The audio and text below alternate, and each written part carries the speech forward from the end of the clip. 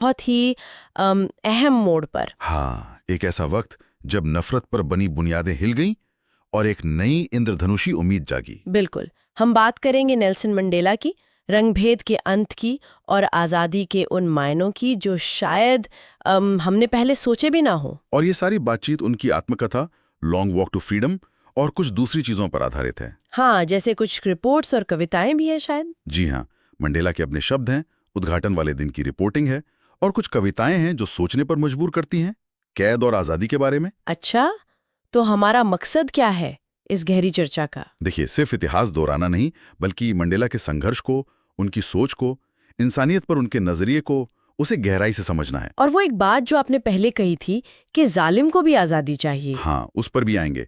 ये उनके विचारों का एक बहुत ही अनोखा पहलू है। ठीक है, तो फिर शुरू करते हैं।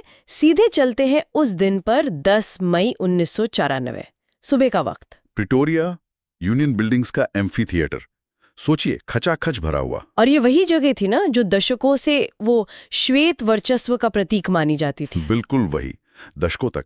और अब वहां हर रंग, हर राष्ट्र के लोग मौजूद थे। सही। रंगभेद मतलब वो नस्ल के आधार पर इंसानों को अलग करने वाली क्रूर व्यवस्था, जिसके खिलाफ मंडेला और अफ्रीकन नेशनल कांग्रेस मतलब ANC ने इतना लंबा संघर्ष किया। मंडेला ने खुद लगभग 30 साल जेल में काटे। हाँ।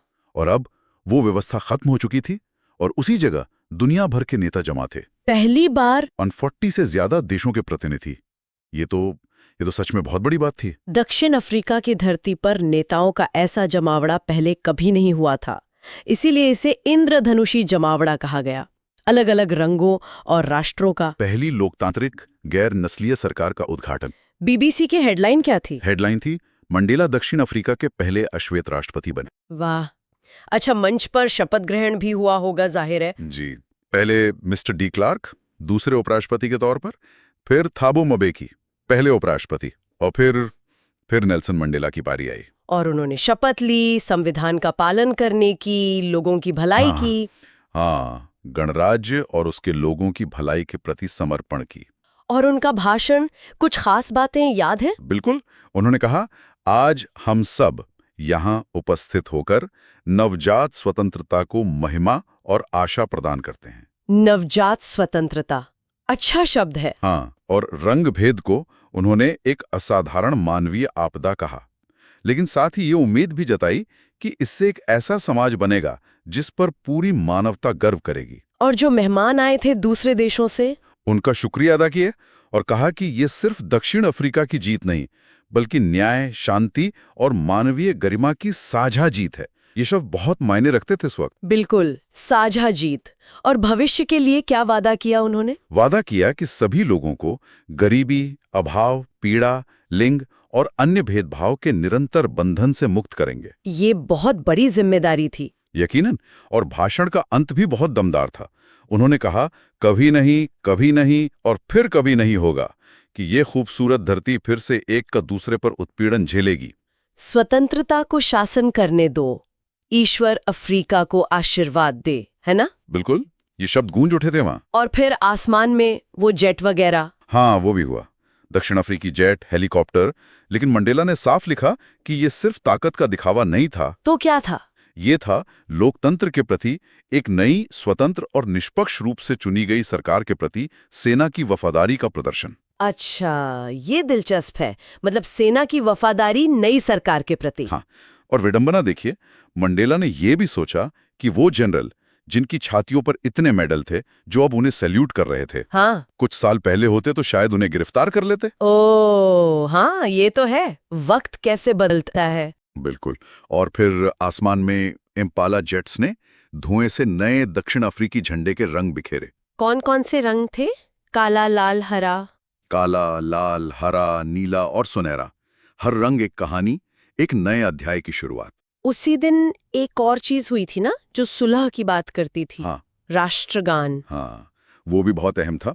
2 राष्ट्रगान गाए गए, इनकोसी सिकेलेओ अफ्रीका, जो संघर्ष का गीत माना जाता था। हाँ, और दूसरा डाइस्टेम, जो पुराने गणतंत्र का गान था। और कमाल की बात क्या थी? कमाल ये था कि श्वेत लोग इनकोसी सिकेलेओ अफ्रीका गा रहे थे और अश्वेत लोग डाइस्क्रिम। मतलब वो गान जिनसे वो शायद पहले नफरत करते थे। बिल्कुल।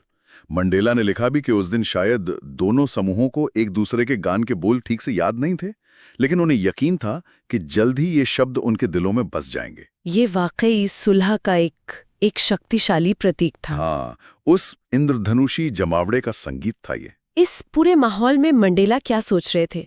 वो कहते ना, इतिहास की भावना से अभिभूत थे वो। हाँ बिल्कुल, वो सोच रहे थे कि कैसे 20वीं सदी की शुरुआत में उनके जन्म से भी पहले गोरे लोगों ने आपस के मतभेद भुलाकर अश्वेत लोगों पर नस्लीय वर्चस्व की एक क्रूर व्यवस्था खड़ी कर दी थी। और अब उसी सदी के आखिर में अब वो पूरी व्यवस्था पलट दी गई थी, जड़ से उखाड़ दी गई थी, और उसकी जगह एक ऐसी व्यवस्था आई थी जो त्वचा के रंग की परवाह किए बिना सभी के अधिकारों और स्वतंत्रता को मानती थी। लेकिन ये बदलाव आसान नहीं था, इसके पीछे बहुत बलिदान थे। हाँ, मंडेला ने उन हजारों देशभक्तों के अकल्पनीय बलिदानों को याद किया। वो मानते थे कि वो आज जो कुछ भी हैं, वो उन सभी अफ्रीकन देशभक्तों की वजह से हैं। वो उनका योग मात्र है। उन्होंने कुछ नाम भी लिए थे शायद। हाँ, Oliver टेम्बो, Walter सिसुलू, chief Luthuli, Yusuf दादू, ब्राम फिशर, रॉबर्ट सोबुक्वे, ऐसे कई नाम। और उनका एक विचार था कि शायद बहुत ज्यादा जुल्म, कि शायद उत्पीड़न की ऐसी गहराई ही चरित्र की ऐसी ऊंचाइयां पैदा करती है। मतलब इतने जुल्म ने देश को जख्म तो दिए, लेकिन उसी ने असाधारण साहस, ज्ञान और उदारता वाले लोग भी पैदा किए। और दक्षिण अफ्रीका की असली दौलत, वो कहते थे, हीरे या सोना नहीं, बल्कि उसके लोग हैं। सबसे शुद्ध हीरे से भी बेहतर और सच्चा। चरित्र की ऊंचाई की बात हुई तो साहस की बात भी आती है। मंडेला ने साहस का मतलब कैसे सीखा? उन्होंने अपने संघर्ष के साथियों से सीखा। उन्होंने लिखा कि कैसे उन्होंने बार बार देखा कि पुरुष और महिलाएं एक विचार के लिए अपनी जान जोखिम में डालते हैं, यहां तक कि दे भी देते हैं। उन्होंने देखा कि लोग बिना टूटे हमलों और यातनाओं का सामना करते हैं। हाँ, ऐसी ताकत दिखाते हैं जिसकी कल्पना करना मुश्किल है। तो उनके लिए साहस क्या था? डर का न होना? नहीं, बिल्कुल नहीं। उन्होंने सीखा कि साहस डर की अनुपस्थिति नहीं, बल्कि उस पर विजय थी। अच्छा, मतलब बहादुर वो नहीं जिसे डर नहीं लगता, बल्कि वो है जो उस डर पर जीत हासिल करता है। और ये जीत सिर्फ बाहरी दुश्मनों पर नहीं, अंदर की नफरत पर भी जरूरी है ना? मंडेला का मानना था कि नफरत जन्म से नहीं आती। बिल्कुल। उन्होंने साफ कहा कि कोई भी व्यक्ति जन्म से त्वचा के रंग या उसकी पृष्ठभूमि या उसके धर्म के कारण दूसरे व्यक्ति से नफरत नहीं करता। तो नफरत सीखी जाती है। हाँ, लोगों को नफरत करना सीखना पड़ता है, और अगर वे नफरत करना सीख सकते हैं तो उन्हें प्यार करना सिखाया जा सकता है। क्योंकि प्यार मानव हृदय में इसके विपरीत की तुलना में अधिक स्वाभाविक रूप से आता है। ये उनकी बहुत मशहूर पंक्ति है। जी हाँ, उन्होंने जेल के सबसे बुरे दिनों में भी गार्ड्स में कभी-कभी मानवता की एक झलक देखी थी, और यही झलक उन्हें उम्मीद देती थी, उन्हें भरोसा दिलाती थी कि मनुष्य की अच्छाई एक ज्वाला है जिसे छिपाया जा सकता है, लेकिन कभी बुझाया नहीं जा सकता। बिल्कुल, ये उनका अटूट विश्वास था। ये बहुत गहरी बात है। अच्छा, उन्होंने जीवन में जिम्मेदारियों की भी बात की थी, 2 तरह की। हाँ, दोहरी जिम्मेदारियां, ट्विन ऑब्लिगेशंस। एक अपने परिवार के प्रति, माता पिता, पत्नी, बच्चे, और दूसरी अपने लोगों, अपने समुदाय, अपने देश के प्रति। और रंग भेद वाले दक्षिण अफ्रीका में ये दोनों निभाना लगभग नामुमकिन था, खासकर एक अश्वेत व्यक्ति के लिए। अगर कोई एक आम इंसान की तरह जीने की कोशिश करता तो उसे सजा मिलती, उसे समाज से अलग कर दिया जाता। और अगर कोई अपने लोगों के प्रति अपना फर्ज निभाने की कोशिश करता तो उसे मजबूरन अपने परिवार से अलग कर दिया जाता था। उसे घर से दूर, एक तरह से विद्रोह का छिपा हुआ जीवन जीना पड़ता था। मंडेला ने लिखा कि शुरुआत में ऐसा नहीं था कि उन्होंने जानबूझकर अपने लोगों को परिवार से ऊपर चुना। नहीं, लेकिन जब उन्होंने अपने लोगों की सेवा करने की कोशिश की तो उन्होंने पाया कि उन्हें एक बेटे, एक भाई, एक पिता और एक पति के तौर पर अपनी जिम्मेदारियां निभाने से ही रोका जा रहा है। तो ये मजबूरी थी एक तरह से। हाँ, और इसी सफर में उनके लिए आजादी के मायने भी बदलते गए। कैसे? बचपन में क्या थी आजादी? बचपन में वो तो भ्रम था एक तरह का।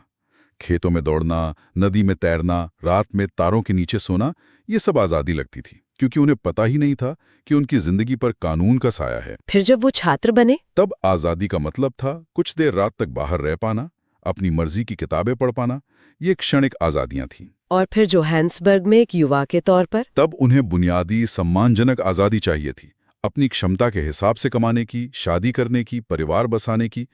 ऐसी आजादी जिसमें कानून बाधा न डाले। लेकिन फिर उन्हें कुछ एहसास हुआ। हाँ, धीरे धीरे उन्हें एहसास हुआ कि सिर्फ उनकी ही आजादी कम नहीं हुई है, बल्कि उनके सभी भाई बहनों की आजादी पर पहरा है। उन्होंने देखा कि उनके जैसे दिखने वाले सभी लोग आजाद नहीं हैं। बिल्कुल।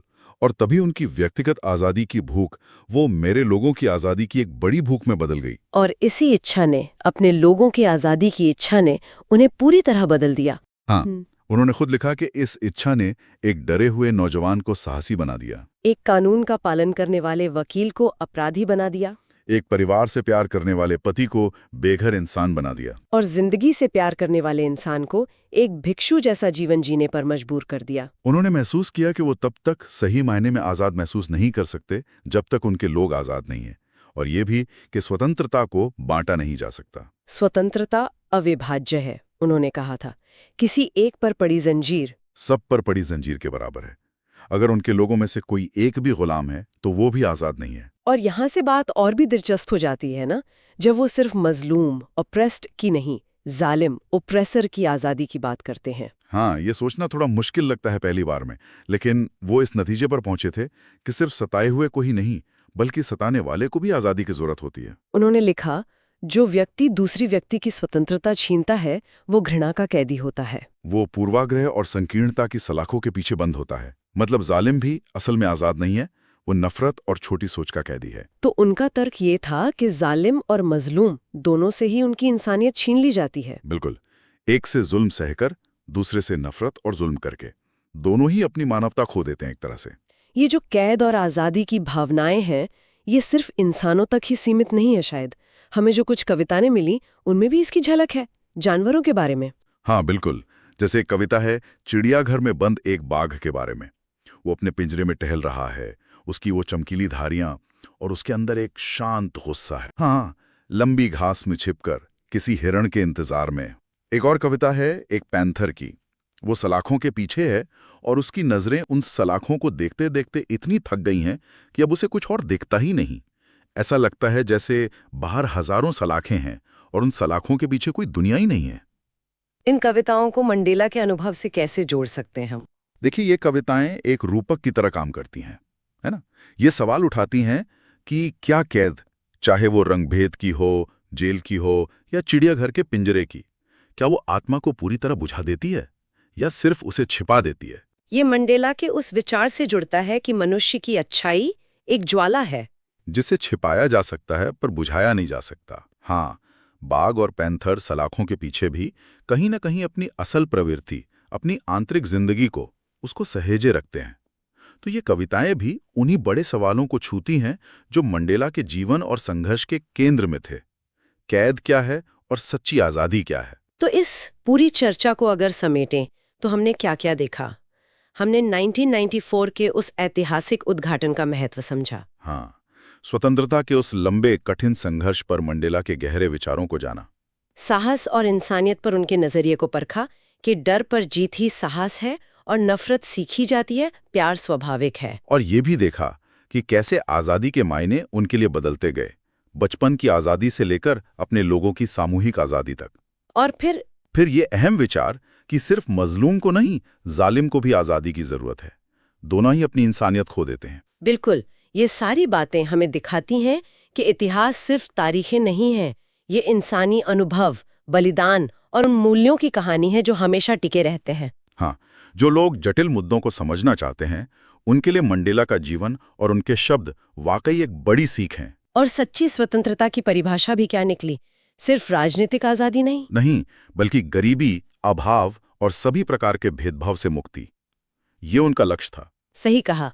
तो जाते जाते एक सवाल श्रोताओं के लिए छोड़ जाते हैं सोचने के लिए। मंडेला कहते हैं कि जालिम से भी मजलूम की तरह ही उसकी इंसानियत छीन ली जाती है।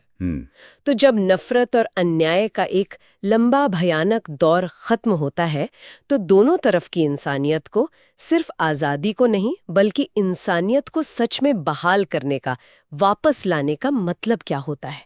कैसे होता है ये? एक बड़ा सवाल है, इस पर जरूर विचार किया जा सकता है।